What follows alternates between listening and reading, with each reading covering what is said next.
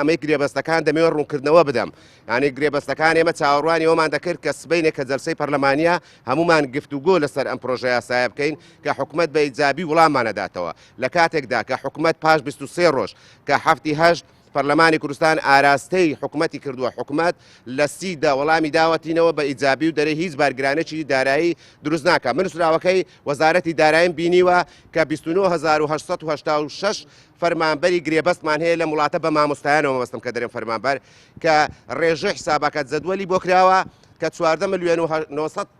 14 ملیار و 900 ملیۆن دینار بودجەکەیەتی کە بە گرێبەستی ئەگەر بکرێ بە هەمیشەیی دەبێتە 12 ملیار و 800 ملیۆن کەواتە کەم دەکا کەواتە ئەگەر ئەم ئەحسایە کەم بێ یا زۆر بێ کەواتە بارگرانیشی دارایی ئەسڵەن باشسوچی بۆ هەرێمی کوردستان دروست دەکات. هەر بێگومان ئەمە بۆ دەستی بەدەست پێکردنە دەنەمانتیق نیە حکوومەتی هەرێمی کوردستان تا ئێستا ئاماری فەرمانبەر و گرێبەستانی خۆی پێ نەبێ و دام ناپێشی نەبێ. ئێمە 3 مانگە مەجالمان داوە دەبوو لە ماوەی 3 مانگە گرێبەست دوایەوە حکوومەت دەیەوێت فەرق و جیاوازی لە بینی گرێبەستەکان کە ئەمەش لە پرسیارەکەی تو هاتووە دەمێ ئەمەش ڕوونکەمەوە. دوو جۆرە گرێبەستمانەیە هەردووچیان پەیوەندی بە حکوومەتەوەی گرێبەستێکیان لەسەر پەرەپێدانە ینی گەشەپێدانی پێدەرێن کە لەسەر بودجەی فەرمانگەکەیە کە هەر فەرمانی وەزارەتی دارایی هەیە یەکیان ڕاستەوخۆ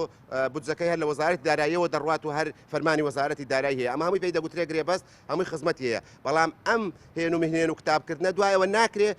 ینی حکوومەتی هەرێمی کوردستان فەرمان لەسەر پەرلەمانی کوردستان بکە کە بینێرنەوە بۆم دەینێرنەوە بۆم کەی بینێرنەوە ڕایگرن ئیشەکە مەکەن.